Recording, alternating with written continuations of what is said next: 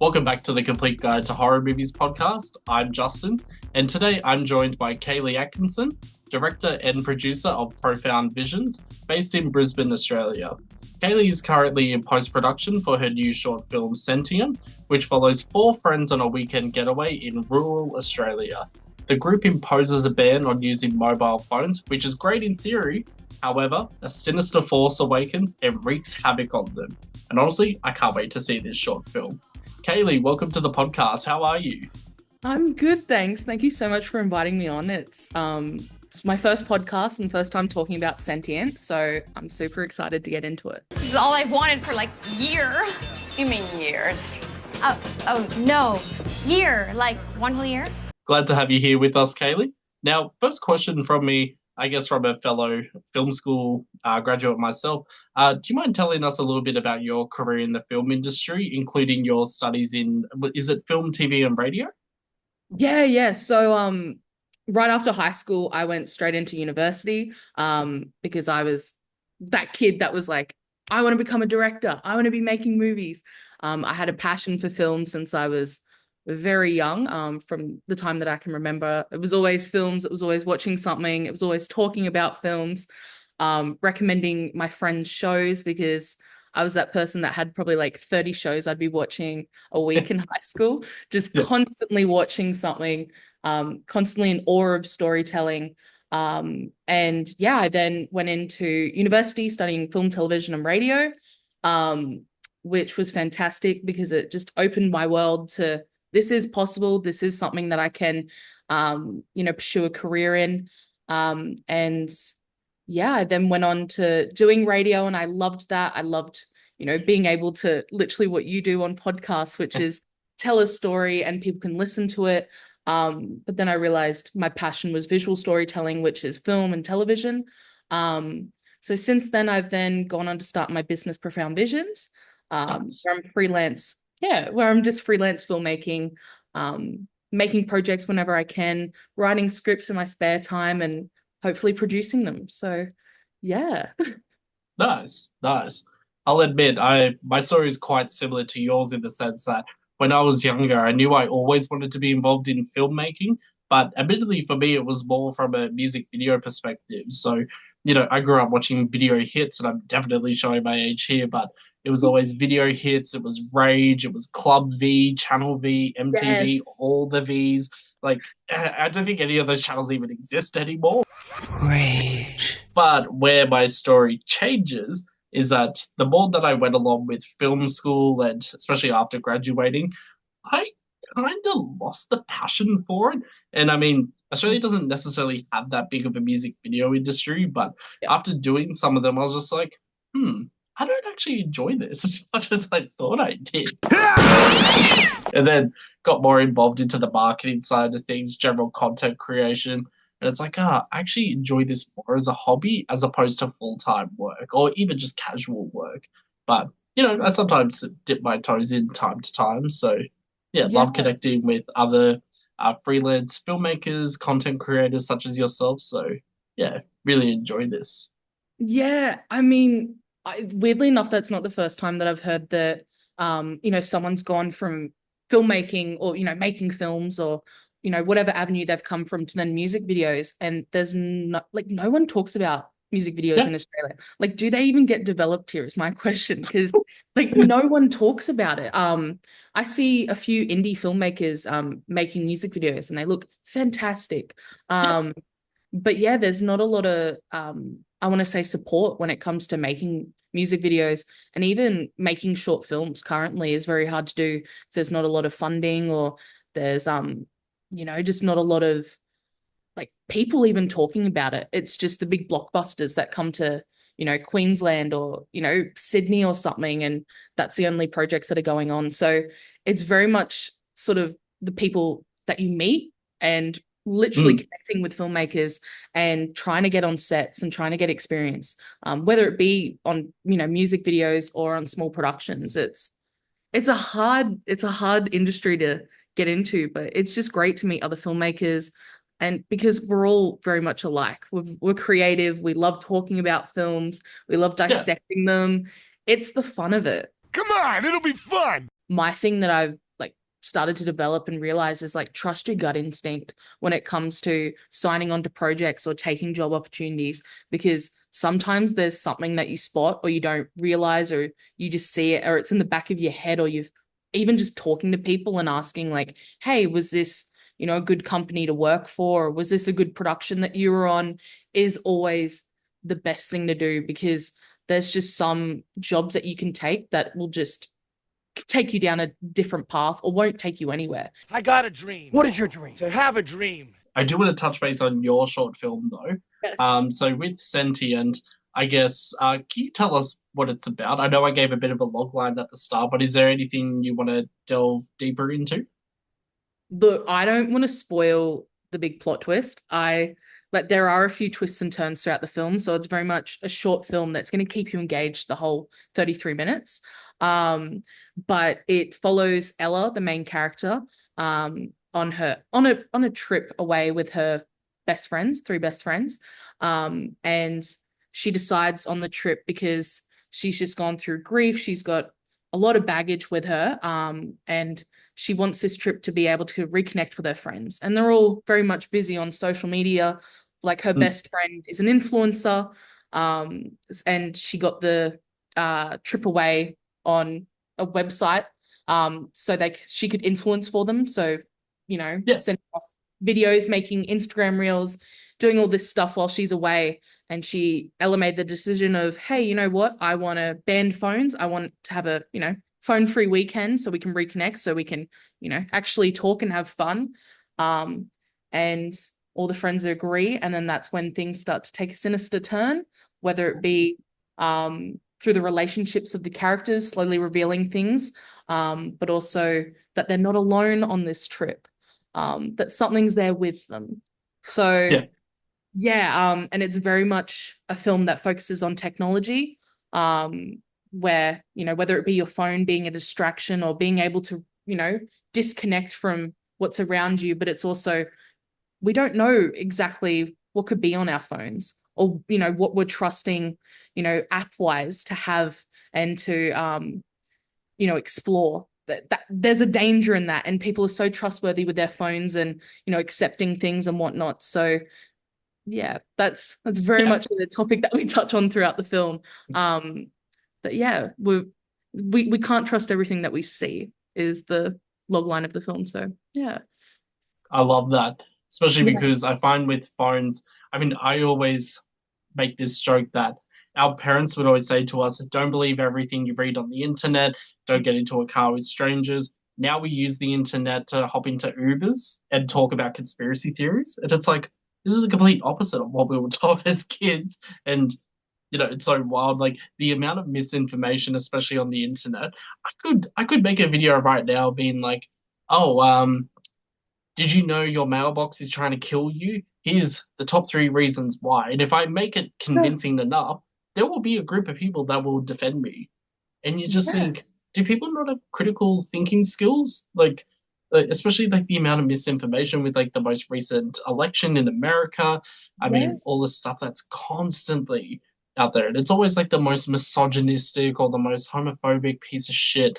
And you just think, do people really believe this? Like, what? Honestly, yeah. Like the fact that, people are so quick to judge or so quick to read something online and then jump the gun and, agree with them, or that it's now become a platform where everyone can voice their opinions. Yes. And people like think that they have the right to share their opinion over something that they have no knowledge about.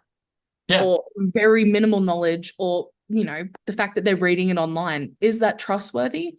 Do we know where that came from? Like, or the fact that things can be so easily, oh my God, can't say the word, misrepresented online. The fact that AI has become such a big thing, the fact that, people are auto-generating things, to look like celebrities, and, it's not safe. It is crazy. Jenna Ortega, who was in Scream 6, and she's in like Wednesday and Beetlejuice, a bunch of other stuff. It's so heartbreaking to read. She was talking about how the reason she doesn't use social media anymore is because she was sent graphic AI images of herself from when she was younger. And you just think, Oh, who the hell, like, first of all, who thinks of this shit? But also, why would you think that's okay to share? And I mean, there's numerous cases now of like teenage boys using AI to generate nude photos of girls in their schools, or people using it to make uh, yeah. like compromising videos, photos, everything of just like people they personally dislike.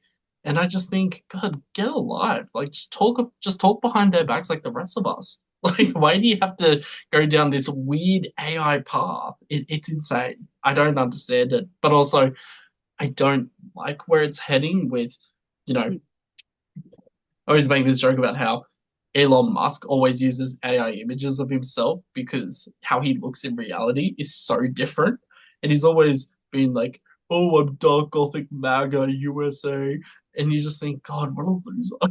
Like, come on. You spend more time on Twitter than you do with your own kids. Like, that's insane. And you spend how many billions of dollars? Like, Just I can't even go there. Like that's a whole topic. oh, Like, yeah.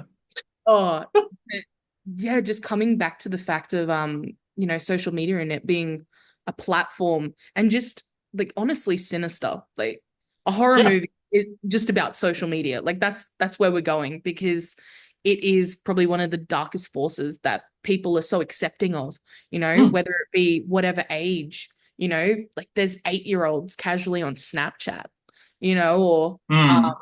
there's like young people on forums and all this sort of stuff and the stuff that people are sharing. It's terrifying, Yeah. and the fact is we're like, I'm talking about all this and yet I'm still on social media, but I try to limit myself from it because it becomes, people talk about TikTok being such a rabbit hole. Mm. It's like social media, like I could be lost on this forum, or I could be lost, watching a video and then scrolling and scrolling. And then I realized, oh, I could be outside today. I could be meeting up with my friends. I could be doing this. I could be doing that. But instead, I'm just stuck on this device. And, a lot of the time you feel bad when you're on your phone because it's like horrible stories you're reading or bad Yeah. experiences from people. And it's just, I don't know, it becomes draining. It just becomes like literally like my soul is getting sucked out of my body half the time when you're on your device because it's Yeah. just, yeah, it's so consuming. Oh, it's insane. Just to take it back to the conspiracy theory portion, there are so many people, and I mean, I currently work in local government where you would think that, people who are more senior in this type of like government role or whatever would have a bit more critical thinking. But I got into a discussion today because one of the managers, who is, I think, 44, 45, Yeah. started telling me about how adrenochrome is a thing.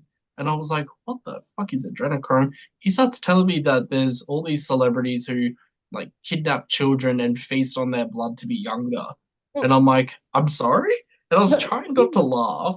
I'm like, this is like a manager, a man who is trying to tell me about this thing is apparently real. And I'm like, oh, where did you get your facts from? He's like, oh, Twitter. I'm like, you are someone who is running our local government Yeah. and you're believing in all this shit. That is insane to me. If it was someone who was like, I don't know, maybe like my younger sister who's 12 years old, I'd be like, okay, whatever, haha. Like, maybe Yeah. doesn't have the right education, but this is a grown man. In power as well, Yeah, like I'm like, has influence, and yet, oh, I got my facts from, or I got my source material from Twitter. Out of all places, Twitter. Wow, uh, that's scary. Like, you know yeah. what? Sentient is a little, that's scary. That's horrifying. Like, just the fact that, but it also proves the point anyone can be influenced by what they Yeah, read, what they see. Like, it is so easily to influence people. It just full stop. It's terrifying. And yeah, that's very much what Sentient sort of dives into is just our phones and can we trust them? yeah. Yeah. I'm so excited. You sent me some behind the scenes images, and the first thing I noticed was the use of color. I don't know about you as a filmmaker, but I am so sick and tired of seeing movies where the color's washed out and everything's just like the color of concrete. I'm Oh, like, to give an example, I absolutely love Mike Flanagan. I love Haunting of Hill House, Fall of yeah. the House of Usher, or everything like that. But he doesn't use color as much. I mean, Fall of the House of Usher is a very different example because he does use color correctly for, representing those characters. But going through the behind the scenes images, I was like, wow, this looks really great. I really love the use of like all the natural colors. And I know that they are behind the scenes shots and just still in post production. But this is something where I'm like, finally, an Australian short film that doesn't look like mud or doesn't look like, you know, a post office. Like it looks so good. So, huge credit to yourself and the production team. But I do want to know, um, how did you come up with the idea for Sentient? I know that we've spoken about social media, but was there any particular point where you took real life experience or just had this idea and thought, hey, this would make a really great short film? Yeah, so I very much came up with this idea about a year and a half ago. I can't really say much about how I formed the idea because it spoils what happens throughout. Yeah. So you'll have to watch it and see for yourself. But what I can say is that it was something that I very much believe in. It was something that I was feeling at the time. It was very much about social media. And also, like a big process for me was, you know, something relatable for everyone. And that's when you have a family member or a friend or someone in your life that's passed away. You're going through the stages of grief. And in them stages, what happens if your friends aren't there for you or they're struggling to be there for you because they're, distracted by their phones or they're caught up in social media and you feel that disconnection from them. And then they approach you to say, hey, let's go on a weekend away. And then when and being that person who is going through grief and feels like such a burden, because I feel like that when I've got, emotions or I'm feeling something where I'm like, I don't want to burden other people with it. Mm, And having that feeling and, following that journey of the character of feeling that, but also realizing these people around me don't really care because if they did, they would ask how I feel or they wouldn't be on mm, their phones. They'd be trying to make an effort to, console me. And I haven't gotten that from them. So it's a complete different aspect of the film that isn't horror, yeah. but it's horrific to experience because like I've been that person where yes, I feel like a burden when I'm feeling something, but also people are caught up or they just want to message you and be like, oh no, I hope you're okay, or oh, sending my condolences, but yet no one will actually call you or come to Yes. your house. Like it's all over social media. And if they're a true friend, they'll make the effort. Or Yeah. and it very much focuses on that being a very such like a subgenre, like a very small snippet of the film, but it fuels what happens. Um, Yeah. and that feeling of in connection with the main character is something I very strongly believe in, and something that I hope viewers will feel when watching Sentient. Is they root for the main character, and they have their own opinions and feelings for her, because she experiences so much throughout the film. Yeah. Yeah. Nice, nice. Can't Yeah. wait to see it. To your point as well, I mean, I'm 32. Wait, am I 32? Yes, I am 32. I'm now at that age where I'm like, God, what age am I? And I mean, I remember thinking, I think we all think back when we're in high school, like, oh, we'll be friends forever and we'll have the same group of friends throughout our entire life. And then when things start to change, you think, did I do something wrong? Am I the problem? And then the older you get, you realize, oh no, this is just how it is. Like, you know, Yeah. you're supposed to make new friends. You're supposed to change. You're supposed to actually live life and find new groups of people. And I mean, sure, along the way, I mean, I know personally, I've ended a few friendships for various reasons. And sometimes I've been the toxic person, you know. I always find it funny when I meet some people my age and like the first thing they'll say is like, oh, all my exes are crazy or all my friends that I used to be friends with, like I didn't do anything wrong, they all hate me. I'm like, is that really Hmm. the truth though? Or like I'll see some comments on social media and I always think it's a little funny people my age or older who'll be like, "Oh, none of my friends want to hang out with me. I need new friends." And I'm like, "Yeah, they probably don't want to hang out with you because you like blasted them on social media. Like you're Oh, 32." why is that so relatable though? Like, I feel like I've had similar experiences seeing people do the exact same thing. Or like when people comment on Instagram stories anonymously, and then that's when they Yes. share all their beef with their potential best friend. Like I remember in high school, like Anon, like Anonymous or something, like it was some sort of app. Oh, like Form Spring, like those type of things. Yeah, like it was this thing that just all of a sudden appeared and everyone was using it. And it was like, send me what you honestly think about me. Or, Yeah, and and me sitting there like, this is going to be so toxic, but also, why am I here for the ride? Like, why am I here to view yeah, what people are going to say about this person? And I never joined in on it. Like, I'd be that person that might send a comment being like, they'd know it's me because I'd make yeah. it and they'd be like, oh, that's so and so. Or just like an inside joke. But then there'd be people that would actually send like cyberbully. Like they Yeah, just yeah. completely like degrade them, make them feel terrible. And it's like, yeah, that's the power that, you know, we've allowed online for people to post anonymously and, for Mm, people to, be able to access all these things and, for us to then post everything about our life and for people to then have an opinion on it. yeah. It's crazy. It's just where the world is right now. And that's, yeah, just terrifying. Oh, and it always gets recycled. So people might think something like NGL, which stands for Not Gonna Lie. It's a app that I've seen some people use where you share a thing to your Instagram stories that's like, "Oh, tell me who you ship me with," or um, send a confession, things like that. And admittedly, I've used it in the past, but the reason why I stopped using it, and I know a lot of other people stopped using it too, was because this app would send you things, but it's not from someone who sent it in themselves. It's this app creating it. So they'll write things like, "Oh, I miss you," or "Why did you choose him over me?"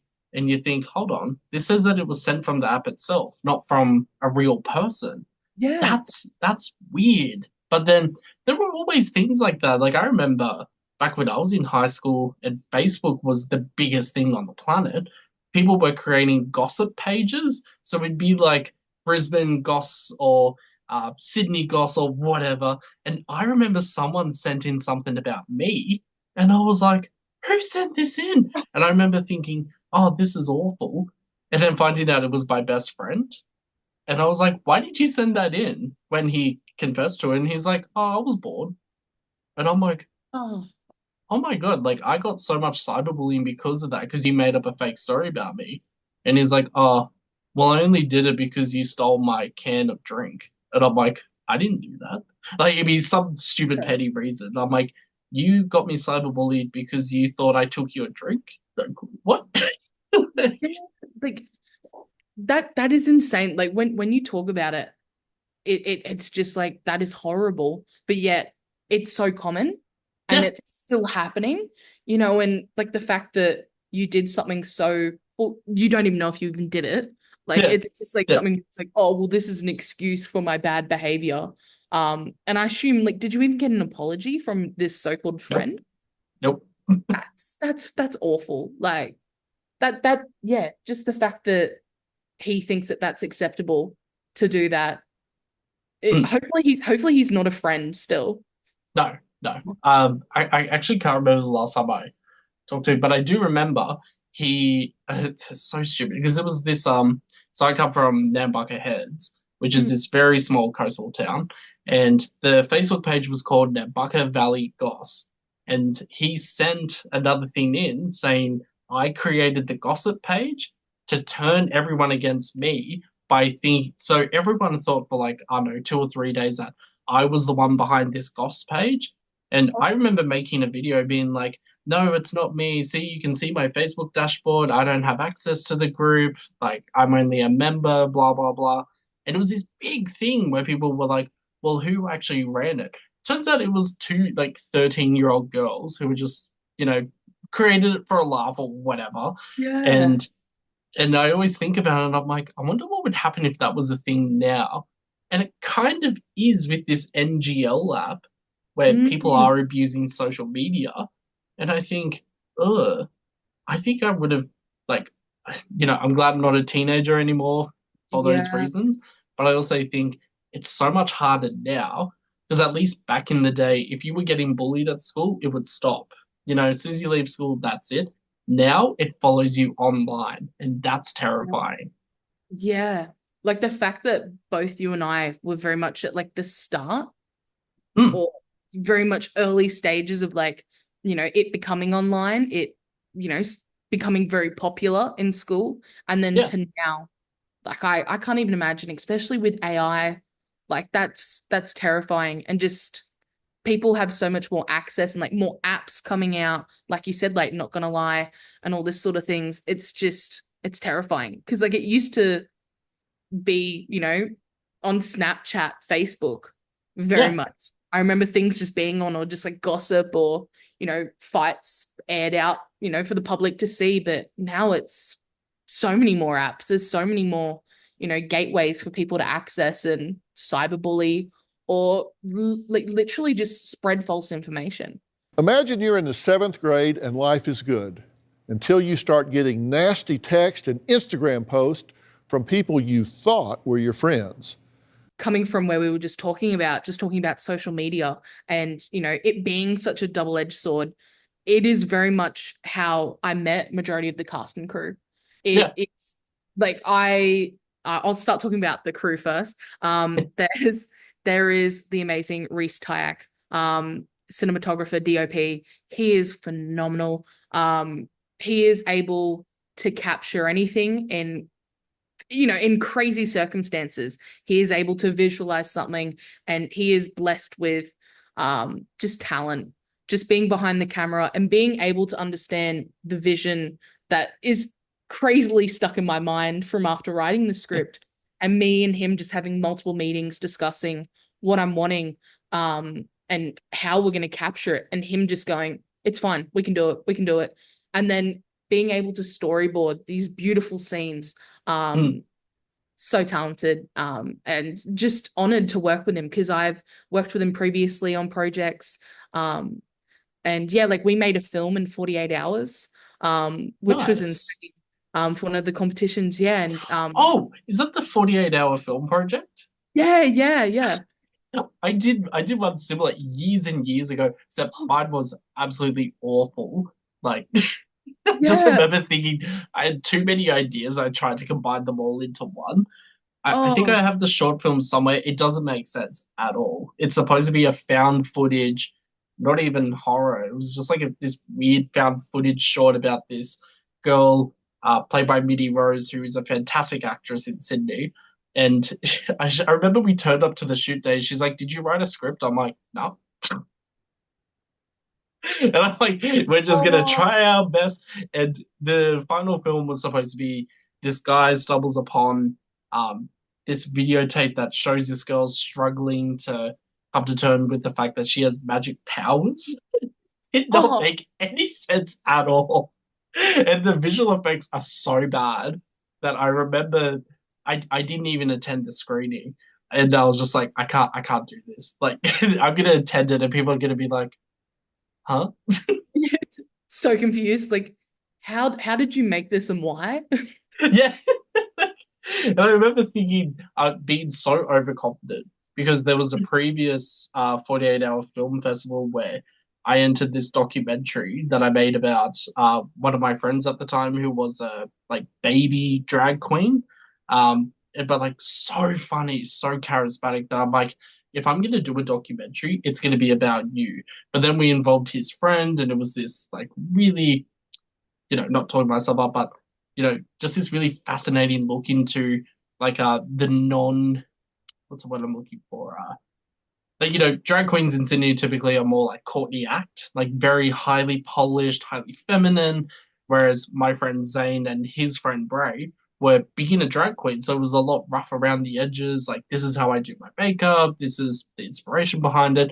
And it was more like bogan drag queens. And like I'm bogan myself. So I'm like, this is what I want to do.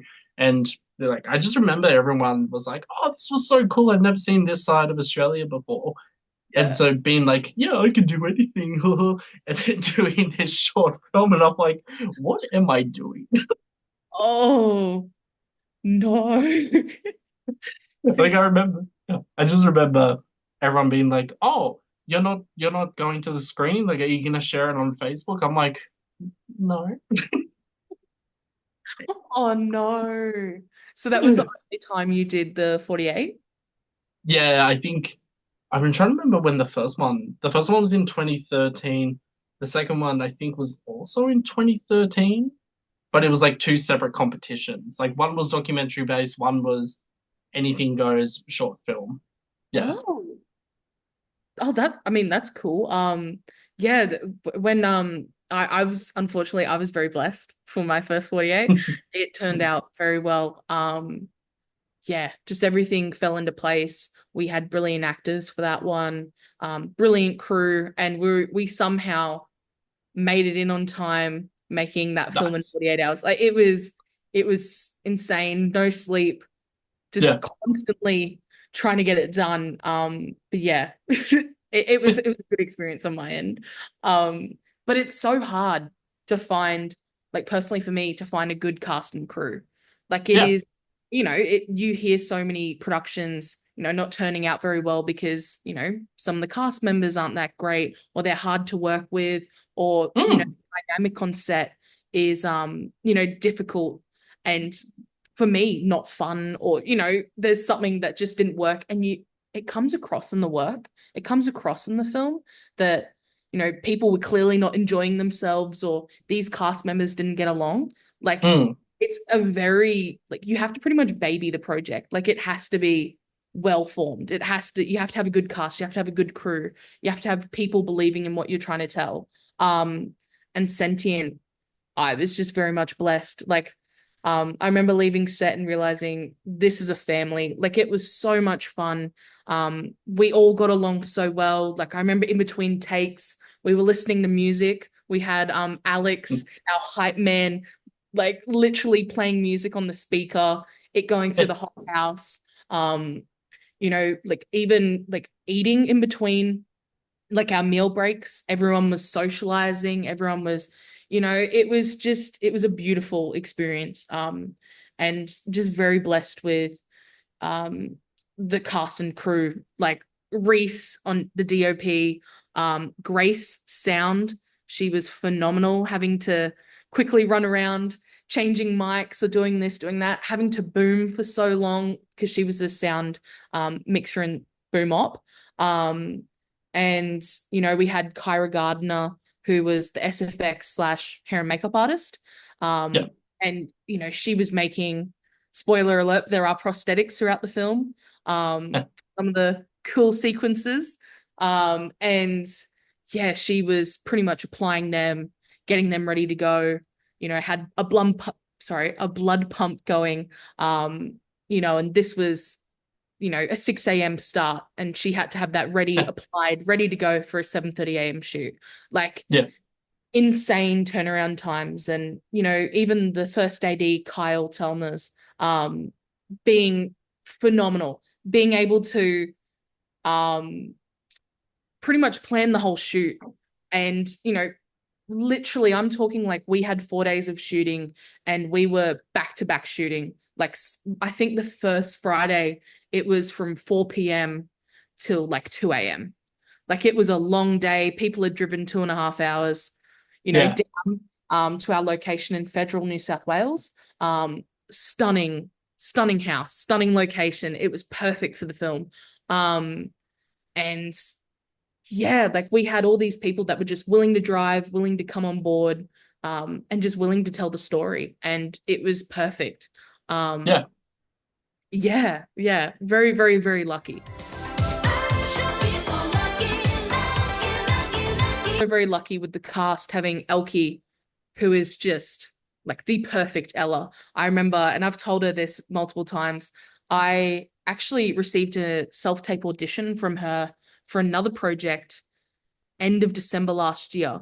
Mm. And she didn't get the role, and I was in contact with her and I said, I'm so sorry. We've already casted. You were great though. And I said, but I've just written a script and I'd love to be in contact because I think you might be the perfect protagonist for it. And she thought, when she received my email, she thought, oh, she's just being nice. Like, this is a rejection email. Like, I'm not going to think anything of it. Oh, I was serious. I was being dead serious. I was like, I think she could be the perfect Ella. From this completely different audition, I thought, no, she's going to be perfect. And I reached out to her, early this year and told her, like, look, I'm in pre-production for this. Are you able to star in it? Like, I think, can you audition still? But I think you'll get it.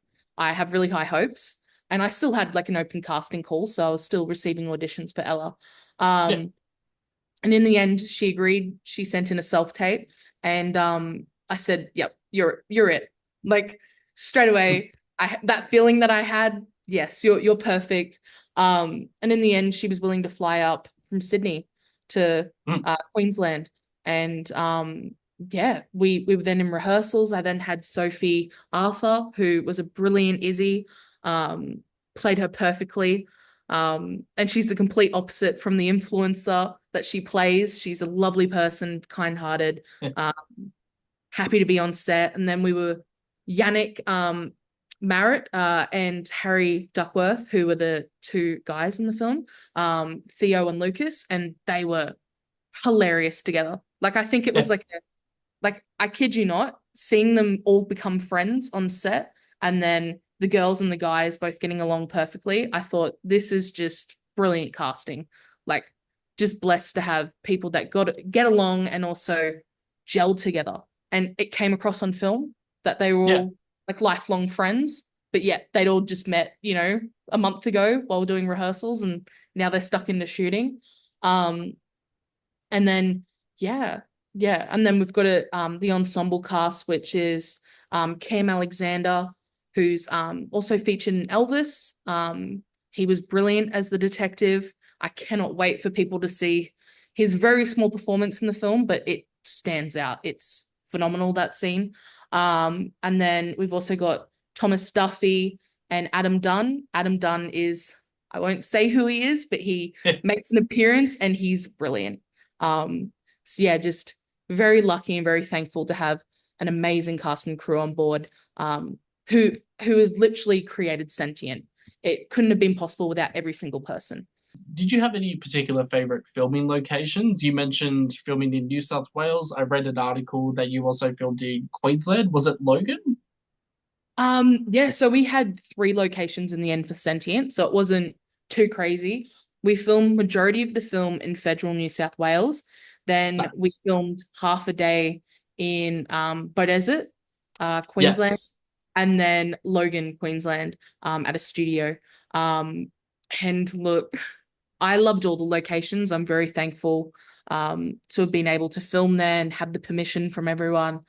But the house at Federal New South Wales, called the Amalika, like the fact that the house had a name, was insane. It was insane. You just thought, as you were driving this amazing, gorgeous driveway, and then apparently the last season of Love Island was filmed there, we found out. Oh, nice. If you want a preview of the house, go watch Love Island, the last season that came out.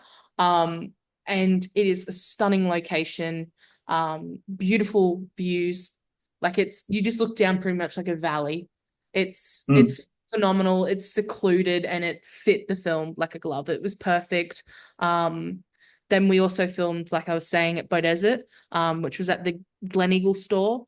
And I know I know the owner of Gleneagle, the store. I actually went to high school with her daughter.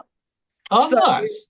Yeah, I got in touch and I filmed there previously, and I said, hey, look, I've got a short film. And she was like, do it. Let me know what day you can come in. And it was a crazy experience because usually it's on the side of a highway, so not many people stop by. you just get a bit of traffic here and there. But yeah, not a lot of people would necessarily, because we picked even a time I didn't think it'd be busy. Like it was a Tuesday morning. Yeah. We were there from 7 a.m. till 12:30 p.m. So half a day filming. And right as we got there, because it had been raining, and I was like on the drive, I'm thinking, oh no, we're filming outside today. We're filming outside this store. Oh no, like we need the rain to stop. And as we got there, it was just blue skies. And I'm thinking, That's thank you, thank you. Like, and this woman came up to me and she was like, oh, are you filming something? Because all of the camera crew coming out, all the equipment was coming out. And I said, yeah, we're just, capturing this scene for the short film that I'm doing, blah, blah, blah, blah, blah. And she was like, oh, well, good luck. I can't wait to tell everyone. And my mind, I'm thinking, oh, okay, like she might tell her neighbors or tell her family or something. I don't know what happened, but I think she was the one that posted on the Facebook group of Beaudesert. ah, Because yeah. we had, I kid you not, probably like 100 people driving by. We had like it was so much traffic all of a sudden while we were trying to get these shots.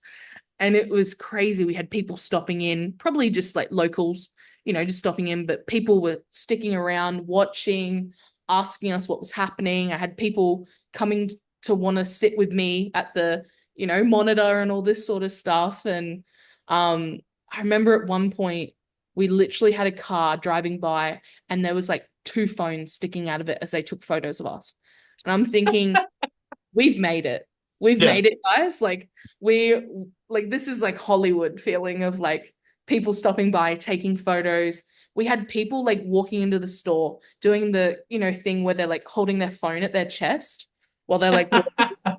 And I'm like, that guy's filming us, that guy's filming us, they're filming us. Yeah, it was a lot of fun, a lot of exposure for the store as well. Yeah. Yeah, and then we then filmed at a studio in Logan, which was fantastic. We just got a small scene there. And yeah, that was all the locations and just very lucky because they all look great on film. They're all just perfect for the scenes. So yeah. I always love hearing those type of stories, especially because, for people like us, I mean, I still get excited even when I'm filming something. I'm just like, ooh, like this is so fun. And then like, for the average person, they'll see a camera set up and they're like, oh, how can I get in the background? Or, what's this about? Like, is there a celebrity around here? Or, is it a news story? Like, it's so fascinating to see how quickly people get so excited by the idea that there is a TV crew or a film crew or even a news crew. Like, people will do anything to try and like get in on the action. So yeah, it doesn't surprise me at all that there were 100 people. Yeah, just like casually coming by because, it's, I have to admit, when I see a film crew just around, I'm like, oh, what's happening there? Yeah, What are they doing? And you want to find out what they're doing. And also if you can end up watching it or seeing what they're doing, especially when it's local. And that was a big thing that I wanted for the film. I wanted to capture local. I wanted that Australian feeling of, like a little store on the side of the road or, being able to enjoy nature, and that feeling of isolation was a big thing for the film. I wanted a secluded house, but also it had to be beautiful. It had to be, visually appealing. And, even you mentioning earlier about the colors and stuff, I have a lot to thank for literally the house that we were in because it was white. It was very, just very simple. It was very just clean looking. And that was a big thing that I wanted. I wanted that isolating feeling. I wanted the characters to sort of not obviously wash out in the white, yeah, but also stand out within it. And yeah, it was very much playing with color within them scenes and, having choices of props to sort of bring in different colors. But it was almost like having, a blank canvas a lot of the film, and sort of just the main thing that stood out was the actors. yeah. Yeah. Nice, nice. Um, sorry, one more question about Sentient. So we know that you're in post-production. Very exciting. Post-production is actually my favorite stage for anything because that's where, I'm more of an editor. I'm a shithouse director. I'll just admit it. I can't direct, can't write, can't parallel park, but I can edit. Look, I So can't parallel park either, so I feel that. I actually once left, such a stupid story. Um, when I was looking for full-time work after the pandemic, I remember being like, oh, okay, I'll go do some interviews, do something a bit more corporate-y or something a bit more creative. Which path am I going to take? And there was this one corporate job, and they said, yep, just travel to this random location just outside Sydney where you can't get there by public transport, can't get there by Uber, so you have to park. And I was like, no problem, I've got a car. Yeah, there Oh, was no parking anywhere. And I called up the hiring manager and I'm like, hey, where do I park? Like, do you have an entry or like a room gate or something? He's like, no, just go find parking around the area. You'll find one soon. I must have spent like 10 minutes circling around and I was like, you know what? This is a sign that I don't want this job anymore because I've got the shits from not being able to find parking. So my co-host Byron and I always make jokes about like couldn't find a park, so we may as well just abandon everything. why is that accurate though? Like I feel the exact same way. Look, I'm a nervous parker myself. I'm very hesitant because also I drive a bigger car. I drive like a Toyota Kluger, so it's a Nice. big one. And I worry about parking and whatnot. But when I can't find parking somewhere, I'm just like, this is a sign. I'm just not meant to be here. I'm just Yeah. gonna duck out. Do you have any future plans in terms of how you'll release a short film? Do you plan on doing the short film festival circuit? So we're currently in post-production and I am looking at the festival circuit. That's most likely where it's going to start off. I definitely don't want it just to end there. I'm really hoping that potentially someone's interested in making it a feature because I think there's so much you can expand on with this short film. But definitely aiming for the festival circuit. Hopefully we'll be screened internationally, that fingers crossed. But we'll also be holding a screening, I'm hoping, for early next year, maybe February. Nice. Where it will just be cast and crew and anyone's welcome. So keep an eye out on social media, on Instagram, because we'll be posting when the screening happens, and we're hoping that people just want to come and witness a really cool story. I'll definitely be checking it out. For our viewers, so what are your Instagram handles for Sentient? Yeah, so Sentient's Instagram is at sentient.thefilm. Nice. It's a Nice. very easy one, and it'll most likely pop up. But yeah, we'll be sharing, like we're sharing behind the scenes on there. We've got small updates, but they'll be ramping up as we get further through post-production. Excellent. Excellent. I always love seeing the updates because it really builds that hype, but not in like the fake PR way. It's always nice to see it from the organic way. And I don't really usually like the word organic, but yeah, that is the best way. Yeah, like I think it also, like, it not only builds the hype, but it builds almost an expectation for films. It starts to just build, what you're going to be seeing, snippets of the film, but also like the thing I love is behind the scenes that it shows the people on the set, having a good time, because that's something that I hope comes through the film. Is just we had a blast making Sentient. Like every Yeah. single person enjoyed themselves. And I hope that comes through on the film because it was just so much fun. Hi, Miss. Hi, Jamie. What's all this? Looks like too much fun. Haven't you got an assignment due tomorrow? Oh, yeah. Thanks, Miss. Library, here I come. Now, having been within the Australian film industry, I guess my question to you is, what are your thoughts on the Australian film industry? It can be specific, it can be just about short films, or it can be quite general. And what do you think can be done to inspire future filmmakers? Oh, that's a good question. Look, I'm not going to sugarcoat it. It's a hard industry. Like especially in the film industry, it's very difficult, to break or even make a name for yourself. But I think, if you have that passion, if you have that love for cinema, if, a big thing is networking with people, it is about the people that it's about the people that you meet, but it's also giving yourself a chance to express yourself. Like there's some days where, I don't feel inspired, or I don't, I'm not inspired by film, but the days that I am is where I need to make something. And it's that passion and it's that love for storytelling and being able to visually represent, how you're feeling or how you want the characters to feel. But the main thing is how you want the audience to feel. It's an art form. And, if you love it, you'll make it.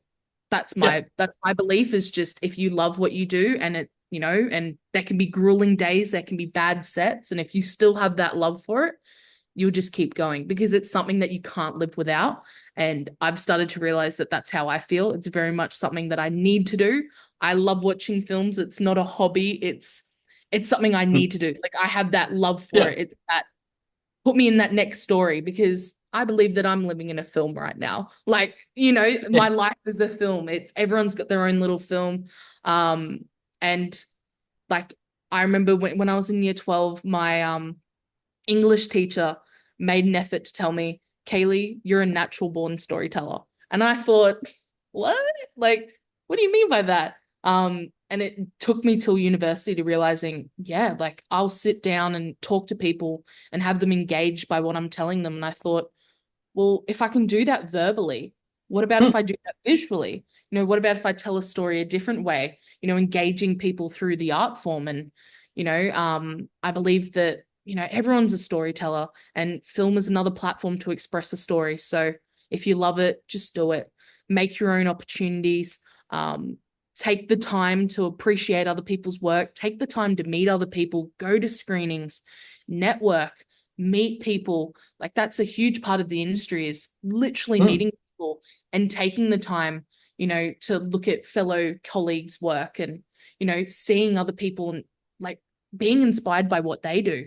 Because I've met amazing filmmakers over the last few years and gone, that's something that I want to achieve, or I want to be that good, or, and it's keeping that love, and supporting other people is a huge thing, because, cinemas are currently, they've taken a huge hit since COVID, where people are stopping going to cinemas. They're sort of like becoming extinct, and that makes me worried as an artist, going, well, this is my life. This is what I want to be doing. How can I support this? How can I keep people going to cinemas? And that's by making films that you want screened there. So that's a huge part of Sentient, is I need to have this screened at a cinema. I want people to attend, because it's an experience. It's not just watching it in your TV, pausing it, coming back to it another day. It's we've got you locked in a cinema for 2 hours, experiencing the story, and then spending time after talking about it with your friends. So that's a big thing, is just keeping that love of cinema. And that's literally through young filmmakers. They're the next generation of people making art. So we need to support them. And as an Australian filmmaker, there are some times where I worry that there isn't a lot of, grants going, or there's not a lot of opportunities, that support young filmmakers, or support just filmmakers at the start of their careers. Because there's a lot of the time where you go to a film set and they go, you're not going to get the job because you haven't got enough experience. And it's like, well, how am I meant to get experience from on set when, I'm at the start of my career and I don't know people, like, and I feel like everyone feels that, where it's like, you need to get more experience. We can't give you this. And it's like, well, how do I get experience? And what I've learned is, make it for yourself. Take the time to, believe in yourself and trust yourself that you can do it, and make them opportunities and bring people on board, because people are dying to make projects, especially young filmmakers that are at the start of their careers. It's like they're hungry. They want to come on set. They want to gain experience. And that's a big thing for me, is just, giving the small guy, or giving, the young person in the room, or giving this someone that hasn't got a lot of experience, let them come on to gain more experience, because they might soon be bossing you around on a set. They might, we have to respect every single person. And just believe in yourself. That's one thing that, I hope I never lose, is just the belief that, I'm meant to be here and meant to be telling stories, and this is my way of doing it. And I hope people tune into them and feel the same things that I'm feeling and connect with them. Yeah. Yeah. Oh, 100%. All excellent points. Yeah. To add to that too, especially with the topic of social media, I think ultimately, I'm definitely someone who, throughout my 20s, using the algorithm, like the social media algorithm, to be like, having this focus of, instead of creating what I wanted to, it's almost like oh, this is what the audience wants because this is what the algorithm wants. And that's how we get stuff like Blumhouse, where it's like, who was actually asking for this? You just mistakenly assumed that we wanted this type of horror movie or this type of drama or this type of comedy, but you're not actually making it with good intent. You're making it with false intent. And that's Yep. ultimately like the what's the word I'm looking for? Like the Achilles heel of any filmmaker. And No, that's true. like there's some stuff where I've written down some like TV show concepts or even like full episodes or full movie scripts, and it's because this is what I want to see. And I'll always look at those projects, whether they get made or not, and I'm like, this is something that I actually think would work. Whereas if I've tried to build something with an idea of, oh, this is what the general public wants, it is almost always shit. It doesn't make sense, or the characters are underwritten, or complete opposite, too overwritten, where it's like, oh, this is just a carbon copy of something else. Like, the 22-year-old me would probably write the substance from a male point of view. And it's like, that doesn't work because it's not applicable. Yeah. I mean, it'd be a different film, but would it resonate with a lot of people? No, Question. not at all. But in the meantime, take care of yourself. Talking about your English teacher who said you were a natural born storyteller. I mean, first of all, English teachers are always the best, like always the ones to actually, instill confidence in us. But I do want to ask, what has been the best advice you've ever received on filmmaking? That's a really good question, because I think I've honestly, I'm someone that I don't need validation. Like if, I'm not going to be fishing for it. I'm not going to be someone that's like, please compliment me. Like, if you that, I appreciate that. But I'm definitely not someone that is constantly seeking validation. But honestly, like my biggest supporters are my family. Like that sounds ridiculous, and it's biased because, my parents, they want to believe in me, and they might just say things to make me feel better, but they're also very honest. And they're my biggest supporters. So I'd say that I've gained a lot of wisdom, or even just compliments from them, and inspiring myself. And that's just to believe in myself, because like throughout Sentient, I was doubting, if this was a script worth making, if people, could see my vision, if it was a story that would be relatable. And they just said, you have to make this. And I said, why? And they said, because the way that you talk about the film, and this was only a script, like this wasn't visualized yet, this wasn't fully formed. And they said, the way that you talk about it, people will believe in your passion. And, that was something that I realized, when I approached people, they said, the way that you talk about this film and the way that you talk in general about your projects is that you believe in it, and that inspires me to believe in it. And I thought, wow, like that's really profound, because I never thought of it that way. I'm just sharing how I feel about something. But the fact that, a lot of people are very empathetic and, understanding of how that passion and that feeling, they want to get on board with it. And that's probably my best thing that's ever happened, is just like when people realize what you believe in and what, you're wanting to make is something that they want to do too, because they believe in you. And that's a really powerful feeling. And that's that's almost an honor to have that and to feel that from other people and have them say that. But also, like, one simple thing someone said to me one time was that I make people feel comfortable. And at the time I was like, that's really nice. But then realizing that, as, especially as an emerging director, is oh, like people actually feel comfortable to come to me, you know, on set to tell me that they're uncomfortable, or they're, Yeah. you know, feel comfortable enough to come to me to go, hey, you know, you know, I really love this process. I love this. And they're very honest with me. And, you know, that makes me feel very good, you know, just knowing that I make other people comfortable enough and feel you know, able to be their true selves, be able to be open with me. You know, especially as a director, that's the best feeling of going, you know, all these people feel comfortable enough to not only believe in this, but also to be around and to be in the moment, you know. It's a very powerful thing. Yeah. Oh yes. Yeah, Yeah. 100% agreed. Yeah. I remembered the bit of advice. So Mm. it was actually one of my film lecturers who did this study as part of the university he was working for. Like he was a film lecturer, but he was also like a business person, like proper business. He did this study which showed that adults towards the ages of 50, if they always wanted to do a more creative career path, whether it was filmmaking or music or songwriting, animation, that type of thing, people would generally follow a different career path out of fear of not having a safe like salary, things like that. But when they got to the age of 40 or 50, they regretted not following the correct like the creative path. And I thought that was so interesting because there were so many testimonials from people who had worked, you know, a finance job or became a lawyer or whatever.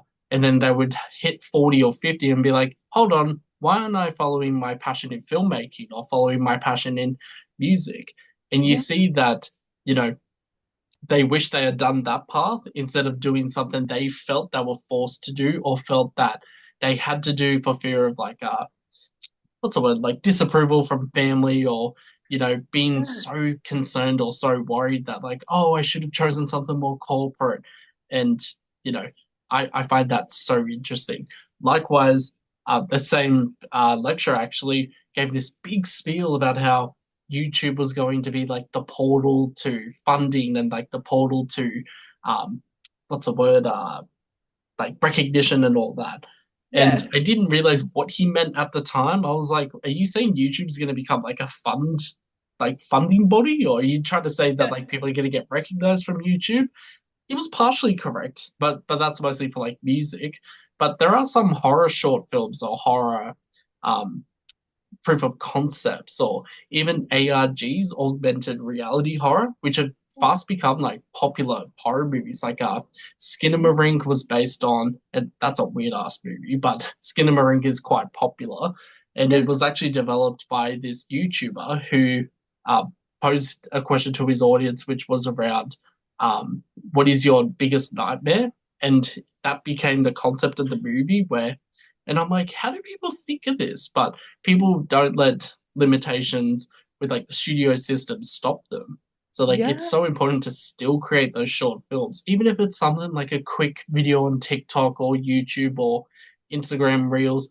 I reckon just do it, go for it. You've got nothing left to lose. 100%. Like, you know, especially from when I, you know, was in uni, like YouTube is a big platform, you know, to Mm, post content and, you know, social media and whatnot. And that's, you know, it's very much, although we can look at the bad from social media and whatnot, yes. it's a huge platform for emerging filmmakers, you know, to share their work, but also to you know, to get feedback from Yeah. cinephiles or from other filmmakers. I've seen so many people post on YouTube going, hey, look, this is my short. Give me your honest opinion, watch it, comment. And, you know, there's some filmmakers that, you know, say some very horrible things and say, you know, this was a waste of time or whatever. But then there's always the people that are willing to give feedback, willing to give, you know, criticism, but not, what is it? Oh, what's the word? I've lost it. It's on the tip of my tongue. You know the word. Yeah, yeah. It's not criticism, it's the other one. Feedback? It's not feedback, it's constructive criticism. That's the Yes, word. yes. Because it's not criticism, it's constructive criticism where it's like, hey, you know, maybe next time, you know, take longer to film, or, you know, maybe this time you could change the perspective. It's very, Mm, you know, changing and all this. And it's, you know, constructive because especially as an emerging filmmaker or very early in your career, it's terrifying. Like, I remember the first screening I had for one of my films, I was petrified. I was, so worried that, people wouldn't laugh at the jokes, or, people just would sit there and then not applaud at the end, or, just be like uncomfortable. And I remember the first screening I had, we actually had 2 films that I'd made at university screen. Nice. So it was double the feeling, because I knew that one was going to come and then another one was after. And one of the films was very much, it was an experimental film, and it was about how women are sexualized from a very young age, from doing simple things like, eating a banana in public. It was very uncomfortable, the film. And I remember people were all sort of like chitter-chatting, in between films. Ours came on, and straight away it was silent. Like someone could drop a pin. It was like, and I remember just sitting there going, oh my God. And I was like looking around, and everyone was just fixated on the screen. And I remember by the end of it, it was a wait for the applause. It was very much like, do we applaud now? And then, and I'm thinking, do I breathe yet? Do I breathe yet? And then it was just, people were just clapping, and I realized, oh wow, that feeling and that realization that, people are so fixated or so connected with what, you're displaying. And that's such a good feeling. And, I hope that every filmmaker feels that one day, just that excitement and that worry as well, that people are about to criticize it or come into it watching it, and I had some people that criticized it because, they didn't understand it, or there was other people that were just like, I was shocked. I had nothing to say. I needed 5 minutes after watching the film, So you're always going to get people that either like it or dislike it, or are in between. But it's about taking the constructive criticism from that feedback, and realizing, well, what can I do better? Or, what can I change for next time? It's always about growing. And that's a very important thing to learn, I guess. Yeah. Yeah. I mean, and there's so many like movie auteurs like David Lynch, for example, who you can give him all the criticism you want. He's not going to take it on board. He won't even explain his own film, so good luck. But I mean, there are some filmmakers that, have this unshakable confidence, or they know the type of movie they want to make, so they'll make that. We now return to How David Lynch Stole Christmas. Hello, I got you a present. It's a thumb. Don't look away. Let the fear wash over you. I don't understand. That's the whole point. Now, did you leave a plate of black coffee out for me? No. In the future, please leave a plate of black coffee out for me. Also in the past. What are your favorite horror movies, or favorite horror movie? That's a really good question. Oh, see, I'm that person that whenever someone asks, what's your favorite movie in general? I'm like, oh, I don't know. It's always changing. Same. I'm always watching films, my mind's constantly changing. I'm growing as a person. My perspective's going to change, blah, blah, blah. But at the same time, I am someone that does have a favorite movie. Like, it does sort of pop in. And I have to admit, The Substance comes to mind straight away. Because that was something I recently watched, and it's still there. Like, it's still fully in my mind. I can't forget that film. I can't shake it. Also Hereditary as well. Yes. Ari Aster. And even Midsummer. Like, I have to admit, probably all those 3 films for horrors. Especially, like, I remember when I first saw Hereditary, and I was sitting there and I was like, I didn't like that film. Like, I went home and I'm like, I didn't like that. It was weird. I don't know. And it then took me watching it a second time to go, that was phenomenal. Yes. Yes. And look, I admit, the first time I watched it, I was in a drive-in. I couldn't really hear it properly. I was cold. It was like, 5 degrees in the car. It was freezing. I was uncomfortable, didn't have good snacks. List goes on. But it was definitely a film that took my second watch, and then I've seen it probably since then 6 times.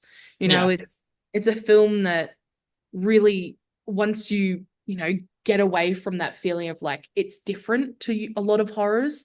It approaches Mm. it differently, but it's so rewarding by the end of it. It's Oh yeah. yeah, and the same with The Substance. If once you start it, go to the end, take a Yeah. moment, and then take another moment because you just process it, and it's a wild ride of a film, especially for a long runtime. Yes. And it feels so quick. It Like the does, pacing is just so fast. so fun. Like I think it's like 2 hours and 20 minutes. Like it's a long film, and it goes by so quickly. Like the fact that spoiler alert, but the fact that she gets the substance in 20 minutes in. Yeah. I was like, oh wow. Like I was expecting it to be like this drawn out, oh, is she gonna get it? Will she? No, she got it. Yeah. She straight away did it, and it was done. And then it was that whole just beautifully done, well crafted film. The pacing, the cinematography, the set design, the SFX, like so well done. 10 And out of 10. yeah, and for body horror as well. Usually not my favorite genre, like Same. subgenre. It has to be tastefully done, but this was just chef's kiss, like perfect, very well done film. So yeah, that I'd probably have to say that's currently number one for me. My top three usually switch all the time, but it can be random movies that pop in all the time. At the moment, it is Mulholland Drive, The Substance, and weirdly enough, House on Haunted Hill, which is this awful remake in 1999. But Yeah. there's so many influences in that movie where I'm like, I really like the art direction in that movie. That's probably why it's in the top three. But at the same time, if I talk to like a proper film professional like yourself, I'm not going to mention that. I'll just be like, yep, Mulholland Drive. See, that's the thing though. I wasn't the biggest fan of that film. Hmm. Like, there's a lot of controversy. Oh my, I can't even say it. I can't even. I'm not even gonna go there. But yeah, that film, it's a hit and miss for a lot of people. I've spoken to a lot of people about it. They either love it or they're like me and they're just like my mind was flipping, doing like 360s the whole film. I'm like, I don't understand this. Like, Yeah. but then again, why did I go to that film thinking that I'd understand it? Especially because of the director's, filmography. Yeah. Yeah. And I admit, like, I'm not that person that's like, why is that your favorite film? Oh. It kept me captivated the whole time. I will admit that. It was well done in that sense, but I still don't understand what it was about. Maybe I need to I still rewatch don't.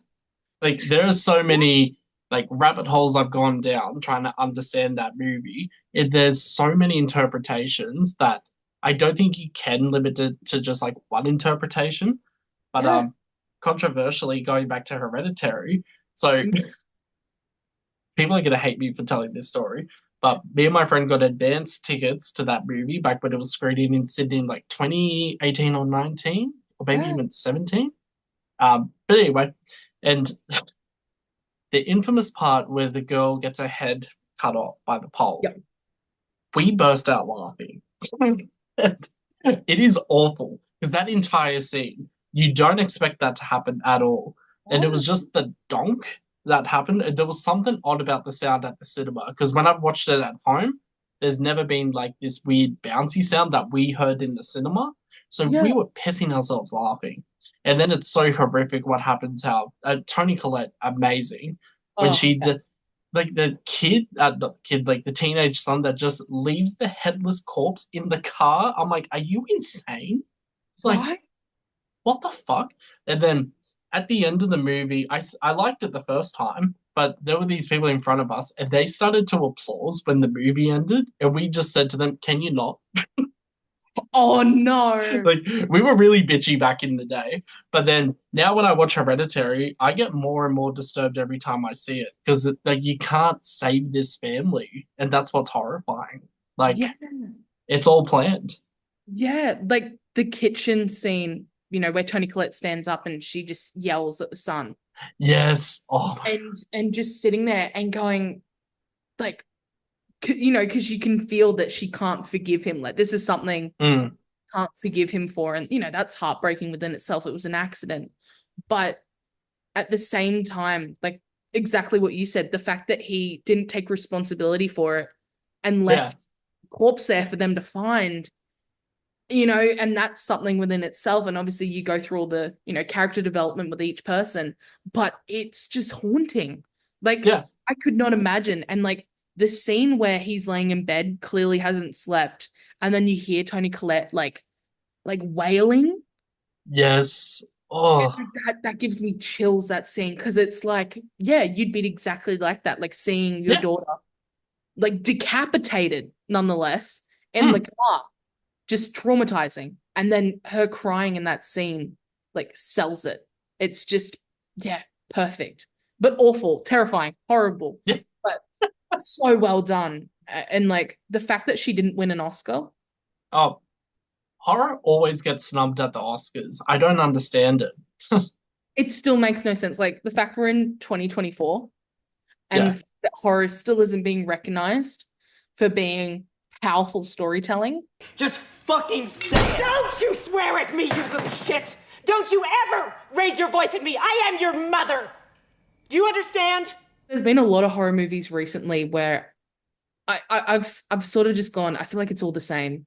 I feel like I've seen it all before, or there's a lot of like remakes being done, and it's I feel like we're just approaching it the exact same way, where it's like, oh, we might take this from this movie and this from this movie and let's make it this new thing.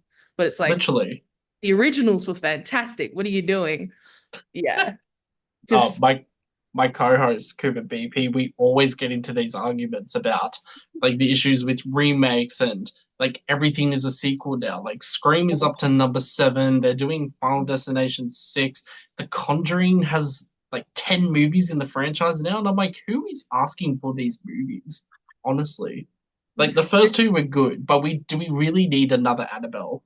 Like, come on. No, or like The Nun, like I thought was fantastic in the Conjuring 2. Yeah, I thought that was really great. And then I remember thinking, well, that was actually pretty, you know, well done. That was a little bit scary. Might go see The Nun. And then I made the mistake like 6 months ago going, I might give The Nun 2 a chance. Why? Why did I do that? I still don't know. I just remember sitting there going, this is horrendous. This is not well done. This is boring, and like they repeat the exact same stuff every Conjuring movie. And like, why another Annabelle? Like, it again was good in a little feature in The Conjuring. Was it the first one at the end? Yeah. And then they made Annabelle, and that was like Chucky. Yeah. It was like a female Chucky almost. It was very similar concept, and boring. Just I don't know. It's like at least Chucky talks and has some funny one-liners, whereas Annabelle, she's just standing there going, like, come on, do something. And I felt like it was really like really slow, the film. It was very like you were waiting for her to do something and you're just waiting. And it's like, well, what's the point? I'm just gonna chuck on Chucky because at least he is like this horrible person that has horrible things to say, and I'm entertained. Like, honestly, 90s, 80s, 70s, 2000s horror is where it's at. The recent horror movies, I mean, I always subject my co-host to watching every Blumhouse movie because they are the worst. They used to be okay for like 6 months, and then it just got shit so fast. They released one movie which was called Afraid, but the AI in the word afraid is highlighted. And judging by the poster, I was like, oh, so this is demonic AI or something. Like, it looks like Insidious or whatever. Yeah. And then watch the movie. The only good thing about that movie was like the title sequence, because it was done quite well. The rest of the movie, I was so angry that my partner had to calm me down after we watched the movie. And I was just going on this rant, and I'm like, that was the worst movie I've ever seen, and I can't believe we paid money to go see that. He's like, it's okay, we only paid $5. I'm like, I want $20 back. Like, it was so bad. I wrote an email to Blumhouse Productions being like, this is the worst horror movie I've ever seen. I do not even want to talk about it on social media. I don't even want to think about it. Please stop putting these movies into existence and get back to doing what you were doing best, which was micro budget, super scary shit like Sinister or Oh, brilliant. or Unfriended. Like I don't care how bad those movies are. At least they were interesting. Oh, that is the best story I've ever heard. You just casually email Blumhouse like, fix yourself. Just fix yourself. Because I've spoken about this recently. Blumhouse, I loved. Like I think they were great at the start. I'm thinking, awesome, I can get behind Jason Blum. I can get behind oh, forgotten his name. James Wan, because they were very much like the first Blumhouse movies. And I was like, this is awesome. This is gonna be like my go-to horror movie production company. Just whatever comes out. And Sinister, like, is still probably one of the movies that I actually had to walk out on. Like, because it was too much at one point with all the snuff films. Like, it was getting to me. I was like, terrifying. Yeah. And I mean, look, I will say I was like 15 at the time, so I feel like I have a little bit of leeway there. But I was just like, no, I can't. And I had to walk out, and it was just terrifying. But then like recent stuff, like I remember there was like Truth or Dare. Laugh. Yeah, exactly. That was my reaction. I just watched it and I went, okay, next movie. Like it was some of the stuff, or there was another one, I think it was with Lucy Hale in it as well. Fantasy Island. Fantasy Island. Didn't even watch. I saw the trailer and I went, just why? What, like that movie is so confusing because you think it's going a specific direction and then they add in a twist. The twist doesn't make sense, but is so out of left field. And then I remember watching it and being like, huh? Wait, what? And I still can't understand it. I'm like, it is so convoluted that it's not even camp. It's not even like so bad it's good. It's so bad it's bad. Like, I hate it. and that's weirdly enough, I feel like that's the most common thing with Blumhouse at the moment. It's just like it's just bad. And it's not even like, oh, this is funny, or it's not like, The Room, which was never intentionally made to be that way, but it is, But yeah, like there's so much content coming out from Blumhouse, and I'm like, oh, come on, like I used to love your content, like I used to love your films, and now I feel like I'm just getting like I watched Night Swim, like 3 months. Oh, I was on my phone like pretty much the whole film. I was like, why did I put this on? I thought that'd be like some sort of scary, relatable thing of like, oh, the pool gets dark, there's a scary monster inside. Because we've all had that experience when swimming at night.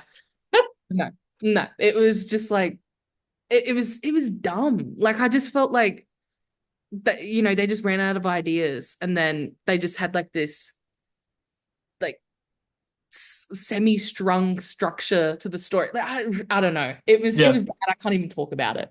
It was just unfortunately, I watched Night Swim at the cinemas, and I remember turning to my partner, and we both were just like, "What was that?" Like all the scary scenes. I'm like, just get out of the pool. Like, just drain the pool. Who cares? Like just leave.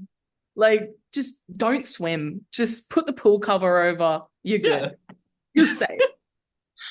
Yeah. Sorry, you go. I was just going to say, what gets me about some of these Blumhouse movies is that usually they're based off short films. So, Night Swim was based off a short film, and all the critics were saying, like, oh, the short film was much better, so I went and watched it. Wasn't good either. I'm like, how did they turn this into a feature length? Like, the short film wasn't good to begin with. Whereas, sorry, I just accidentally bumped my microphone. Whereas there's the Smile series, which actually was based on a short film called Laura Hasn't Slept.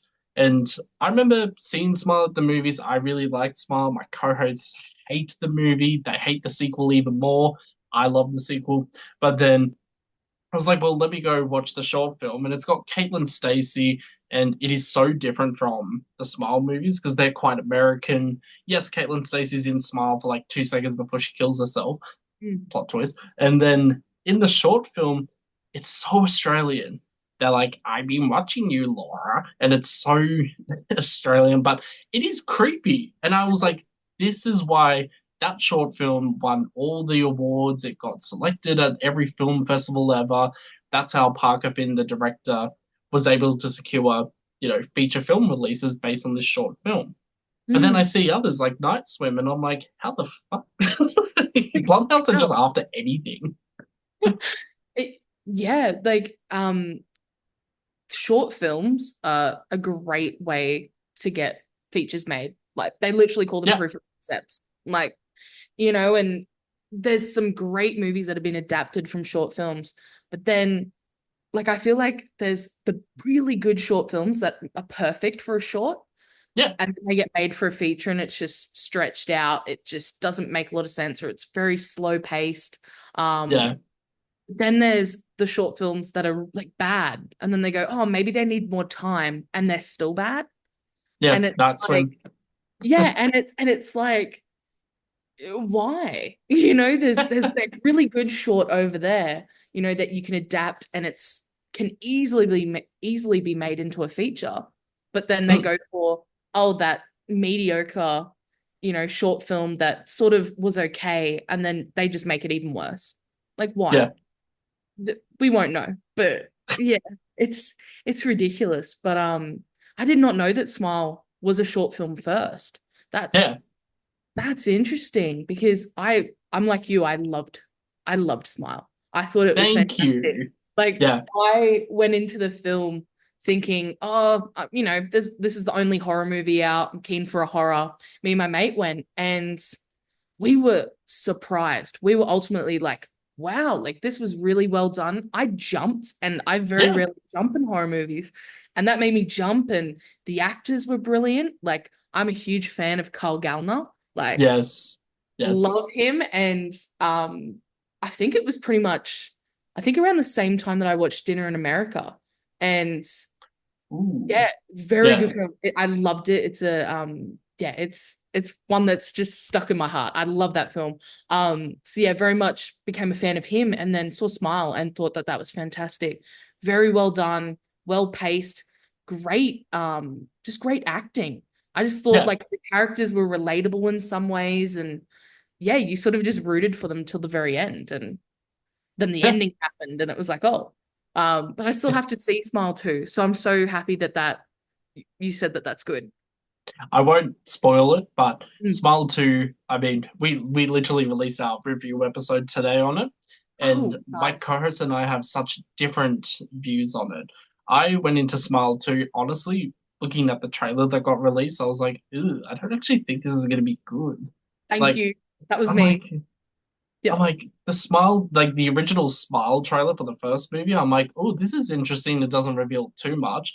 The second movie, I was like, why am I going to see this? I feel like they've spoiled the entire movie. And plot twist, no, they don't. There's so much more. Sorry, what? I could make you happy. We would be so happy together. Got it? And you're so beautiful. You have the most amazing skin. Dude, get the fuck off! I love you! I love you, Sky! I will always talk about on this podcast how some of the Final Destination movies are actually better than the original, just because I find them more entertaining or just a bit more funnier, like comedic, as opposed to straight up horror. Then there's Scream, which has like 6 entries at this point, but I'll always defend the 4th one. And people are like, the 4th one's the worst one. How did you like that one? I'm like, it is so much better. Come on. I think the 4th one's the one, that's one with Emma Roberts in it. Yes. I loved that one. And people thought I was so odd. And I'm like, no, it was so meta. It was so well done. And so different from the other 3, because I feel like the other 3 followed the very similar formula of like slasher films. And then the 4th one came out and it was just different. It was, I have to agree. And I don't think a lot of people do on that one. Oh no, there are there are so many videos or like think pieces where people are like, the fourth one's the worst one, it doesn't make sense, blah blah blah. And I'm like, I remember watching at the cinema the fourth one and being like, oh, it's clearly the AV nerdy guys. They're the ones who were the killers this time. And then yeah, it was revealed that Charlie was one of the killers. I'm like, yeah, no surprise. And then when Emma Roberts takes off the ghost face mask, I literally yelled out, what the fuck, at the cinema. I'm like, she's got to be part, like, she's not part of it. She's pretending. Like, she put on the costume to get away from Ghostface. And then she goes into the whole spiel about how she just wants to be famous. And at the time, you think, oh, yeah, what, Facebook famous? And now we have TikTok, and now we have people literally committing murder on Twitter or Reddit to be famous. And it's like, damn, Wes Craven actually predicted a lot of shit back then. So it's wild. He did, because I feel like it'd be more relatable now, but then it's already been done. So it was so ahead of its time when it was released, because it was, I feel like it was like 2013, 11. Yeah, either 2013, 12, or 11. It's no, 2011, because it was the year after I graduated high school. Showing my age. Oh, that's wow. Yeah. Oh wow. I watched that when I was like probably 12. I was like, this is so sick. This is so cool. But yeah, like that plot twist with Emma Roberts, I didn't see coming either. I was equally as surprised because I'm thinking, no way, she's gonna kill her aunt. Yeah. And then the reveal of like, oh no, she wants to become famous because Sydney is super famous. She survived 3 films. She's, beat Ghostface so many times. They've revealed the killer each movie.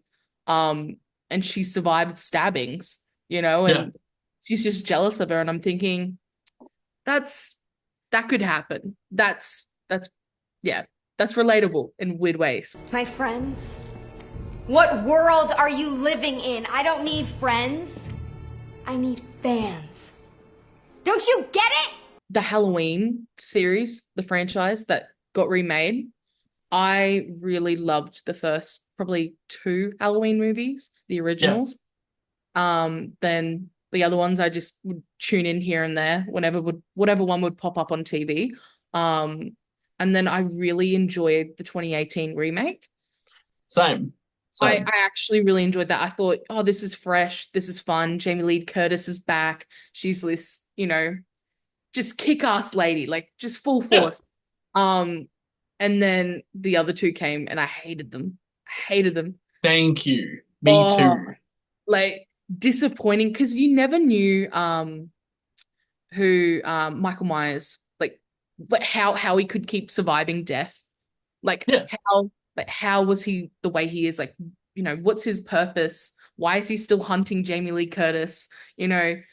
It was always this question. And then the fact that it got summed up in the last movie that he's like this being that, is fueled by fear.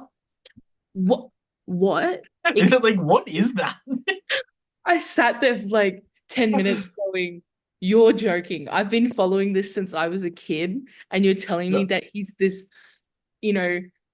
being that just drained, like, it's just fueled by what? Like, you're trying to make sense of it, 30 years later, and that's the reason? Like, Doc said Michael Myers. This is Mike Myers. It should be the Halloween mask. This is a Halloween mask. No, the killer dude from Halloween. Oh, you mean Jason? No. I feel like the sequel generation is like hitting us. Like, we're just going to be bombarded with sequels probably, I don't know, for the next 10 years or something. Like, I feel like there's not going to be anything original coming out frequently. It's just going to be like, I've seen so many, like the fact that Gladiator 2 is just out.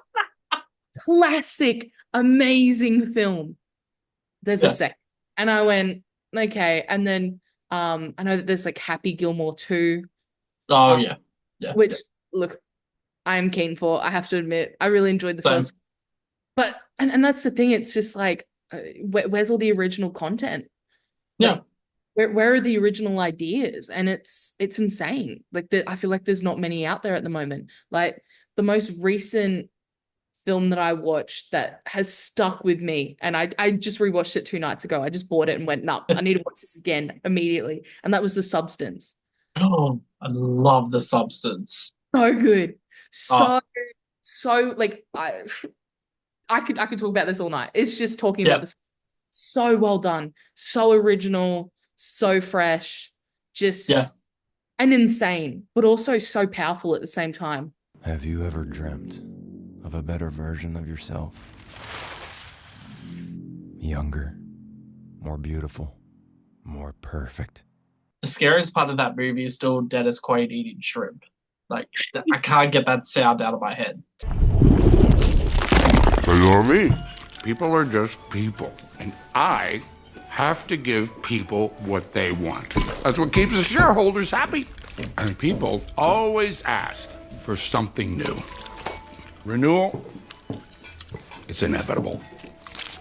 I don't know if you noticed, but he goes to the toilet beforehand, Yes! doesn't wash his hands, Oh, it drives me insane. then he eats all this, and then doesn't wipe his hands, and then shakes someone's hand. Yuck. No. Like, Dennis Quaid was the biggest ick of the whole film. Like, Yeah. his character, but just the mannerisms, just everything. But Yeah. it was so well done. And like even the scene right near the end, you know, where he tells Margaret Qualley to smile. Yes, yes. And Oh. I just love how all the execs like, you know, prance over. I think that's just the funniest thing. And then they run away. They like skip away following the topless women. So smile!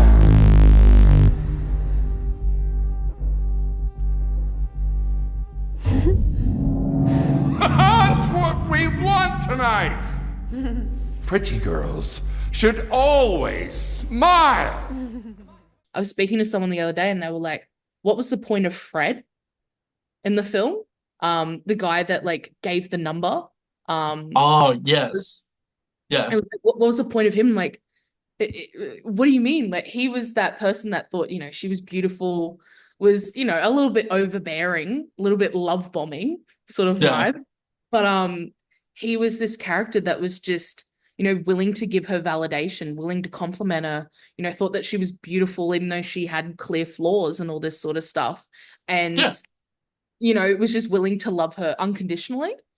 And even though, again, like they met once and he was just like so infatuated with her. But anyway, and it has the nerve to give her the coffee soaked or like the puddle soaked number. I'm like, no, dude, what are you doing? And I'm just like, oh, that's disgusting. And like the fact that she doesn't rock up to the date, and look, I feel so bad for the character. Like, oh, that's awful. But like he sends like 6 messages in the same 5 seconds, like just spam. Yes. And I'm thinking, oh, that's a little bit like just call her. Yeah. But, no, you just feel so bad for the character, but also he was so relevant because when she felt, you know, Elizabeth felt so bad about herself, you know, she called him up. She wanted that validation. She wanted that. And that's so relatable now for like dating apps, like joining back on dating apps or, you know, reaching out to people that, you know, you might not have feelings for, but just you want that validation. You want to feel good about yourself. And simple, like 5 minutes in the film, I just thought, wow. And then her in the mirror, you know. Oh, heartbreaking.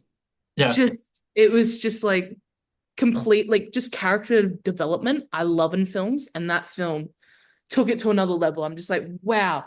Just the character development throughout the whole film was just phenomenal. And relatable as well. Like The Substance has quickly become my favorite film of the year, my favorite horror film of the year. If not, like, and I say this in the podcast episode, probably like one of my top 3 of all time, just because I've never had a cinema experience like that.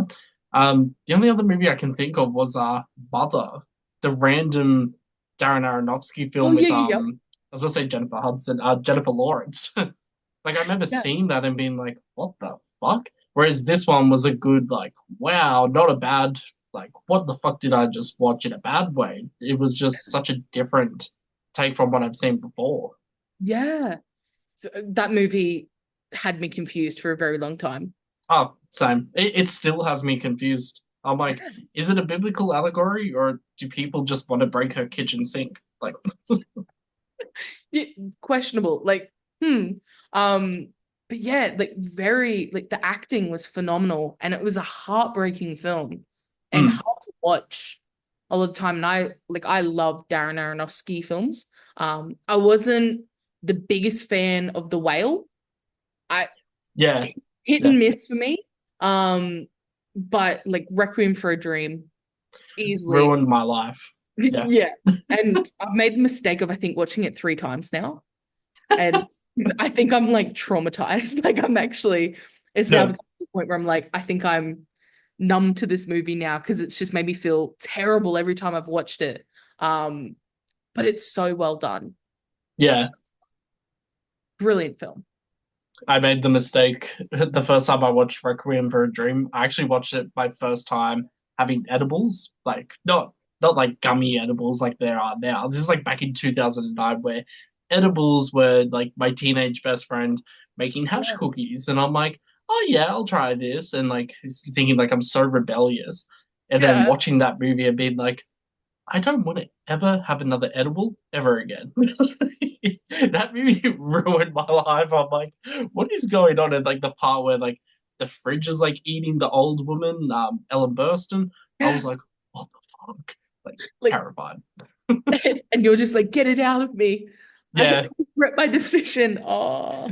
I remember just forcing my friends to, and like this is when I lived near Coffs Harbour at the time in a very small town. So I'm like, we need to go to the beach. I need wind. I need something to like snap me out of this because it was terrifying.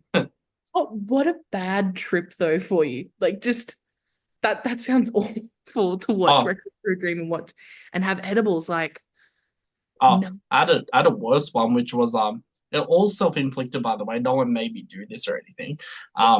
I was in New York, and this was back in 2015, and I met up with a friend, and I thought we were just sharing cigarettes. Like, this is how stupid I am. I was a big cigarette smoker back in the day.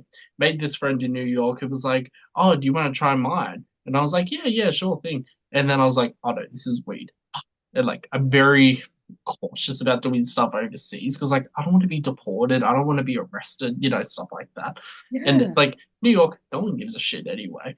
But I was like, okay, well, this will wear off after a couple of hours, so I'll just walk around Central Park and I'll book a ticket to go see It Follows. Have you seen that movie? Brilliant film. Love that movie, and I'm so glad they're doing a sequel. Yeah. But watching that movie while baked was an experience, especially because after the movie, I had to take a train from the middle of Manhattan all the way to Brooklyn. I was so paranoid the entire time, thinking that this movie monster was following me.